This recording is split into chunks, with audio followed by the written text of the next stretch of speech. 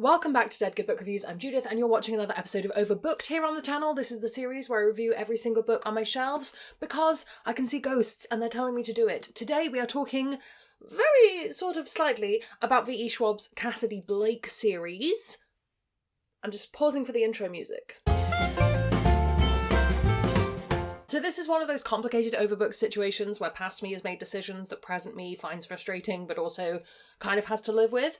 I own book 1 of this series. We'll come on to all the different books in just a second. I own book 1. I did own book 2. I unhauled book 2, but I kept book 1 because I liked book 1 and I haven't read book 3. So we're talking about this series very much from my own personal experience of it. We're not talking about it as I am the definitive expert on this and I know whether you should or shouldn't read it. But before we kick in, let me just say that I bought this copy of this book myself. Nobody's paying me to talk about books and all opinions are my own.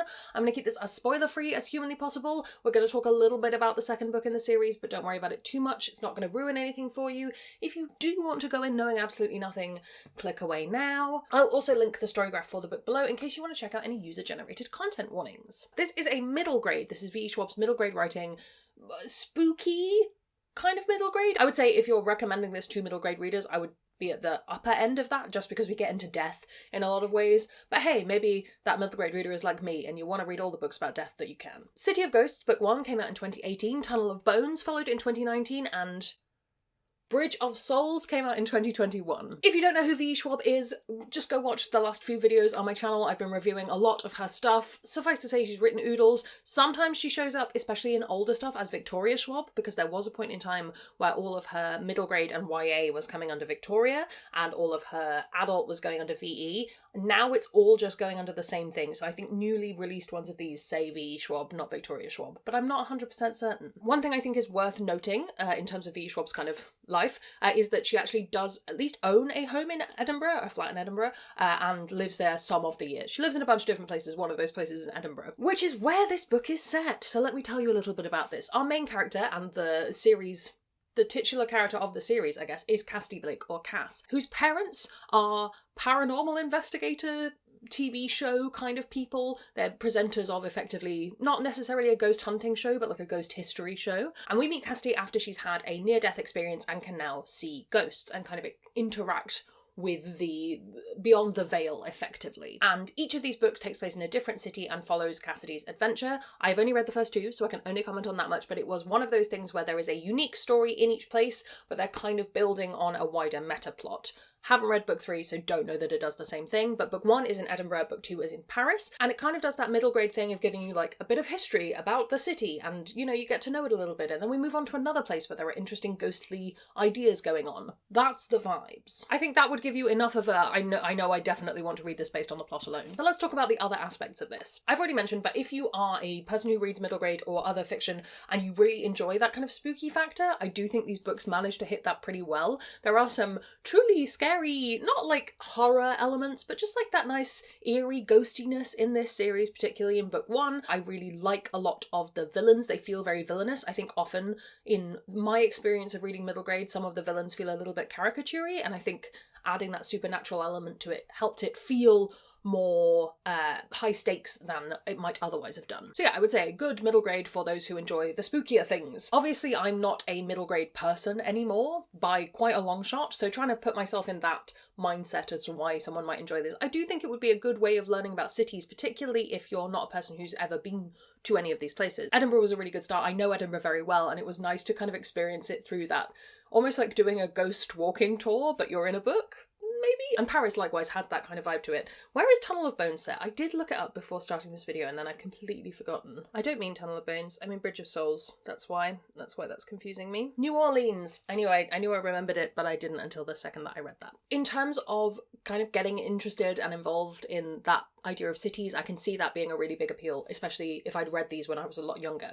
I wasn't young when they came out, but if I had been, in an alternate universe, that's something I would have enjoyed. I can also see them being the kind of books where a parent would have bought me it if we were going to Edinburgh and been like, here's a fiction book about Edinburgh, now see if you can see the things. That was the thing that my parents did a lot when I was a kid. I really like the characters in this story. I think Cassidy is a great character. She does have that kind of middle grade trope of like slightly neglectful parents, not neglectful in a mean way, just in a, they really don't know what's going on with her. And sometimes that bothers me in books. It doesn't too much in this because I got on with my life. And I think the parents are set up as being so busy, it makes sense. And also the fact that their jobs take them to places and they take Cassidy with them where bad things can happen. It doesn't feel as much as she's just being let loose on cities. Really enjoyed a lot of the side characters. Some of the side characters that returned in book 2 I definitely appreciated. I think it is one of those things where you really latch on to those familiar characters because you're being introduced to different elements throughout the series. Cassidy has a best friend who is a ghost who's kind of haunting her in a lot of ways. That's not a spoiler, that comes up very early on in book 1, and he has a really interesting plotline. I'd almost rather read books about him, but that's fine. He's not the main character, Cassidy is. But I think he's really interesting as a kind of, again, another one of those anchoring plot points across the series. And I feel like I probably should read book 3 before I make this video, but I'm already filming, so here we are. I do want to talk about that. I've only hung on to book 1. I did own book 2 at one point in time, and I made that choice to unhaul book 2 and just keep book 1. I think book 1 stands reasonably well on its own, which is why I've hung on to it. And I would like to read it again, which, if you're new here, is my criteria for keeping a book. It's, would I want to reread this? If so, it can stay. I would reread book 1. I don't think I would have reread book 2 or got much out of it on a reread.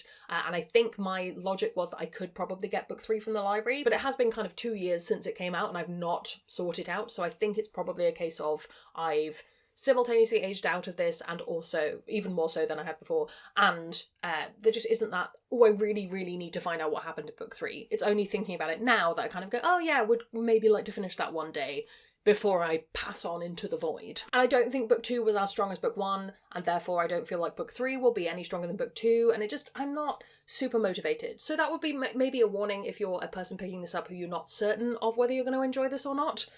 I don't know that it improved as a series, obviously can't comment on the ending. And of course, also, if you're a person who doesn't enjoy middle grade or even just kind of pitched younger fiction, if you just like V. Schwab's adult stuff, you're not necessarily going to love this. I do think it is written for a younger audience, and we have to keep that in mind when we're reviewing things.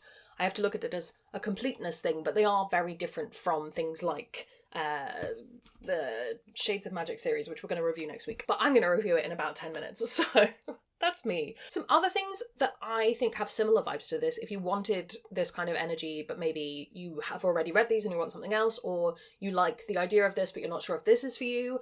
The Greta Van Helsing books are adult fiction, but I do think they have a similar element of the worlds beyond worlds, and also each book taking place in a kind of different place and having very different story to them. I really want to make a dedicated review for those, and I will at some point in the future. The recommendation that was on the page for City of Ghosts, when I looked it up online, it was Miss Peregrine's Home for, is it Peculiar Children?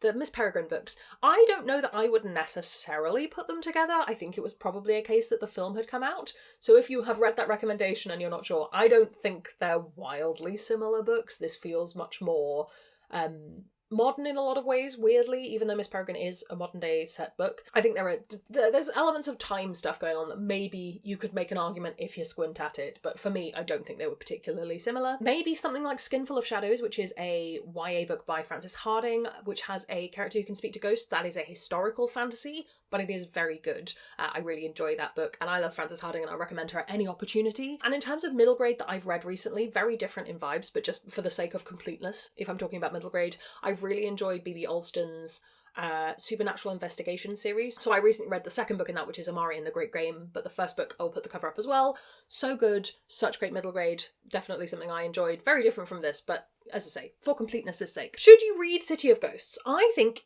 this is probably one of the ones, I feel like in this series of talking about V. Schwab, I've been talking a lot about the idea of being a completionist and reading everything that she's written. For me, I don't feel the need to read all of these books. I think they're so different from her adult and more YA stuff that I didn't particularly feel like, these are a must-read. They really give you an insight into her writing in this particular way. I think they give an insight into places that she loves, because obviously Edinburgh features in them, but I don't know that I would say they are essential reading. I think if you really vibe with the ideas in them, if you really like middle grade, they would be a great read for you.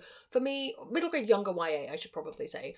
For me, I'm glad that I own book 1. I would reread book 1, and maybe I will finish the series one day, but it's not a high priority for me, and that's probably all I want to say on that one. Have you read these? Do you have plans to? Let me know, especially if you've read book 3. If you were a person who didn't love book 2 as much as book 1 and you've read book 3, I would love to hear your opinions, because we will probably be aligned in them, and that would help me out in my mission of reading the things that I want to read before, as I say, I pass beyond the veil and become a ghost myself. Let me know all of those things down in the comments below. While you're down there commenting, if you haven't already, please do subscribe. It makes me feel loved and appreciated. You can also follow me on social media. Come hang out on Discord, where we have chill chats about books. I would like to say a huge thank you to Topical, all the ghosts who haunt me over on Patreon. They support the channel and in return get early access to videos, bonus content, live streams, and more. If you would like to join their number, that's linked in the description as well. Thank you so much for watching. That's all from me, and I will see you in the next one. It's gonna be some bloopers now. Welcome back to Dead Good Book. This is a YA... No. This is a YA... No, it's not YA. Why do I keep saying that? Stop trying to make me sign in. I just want to read it.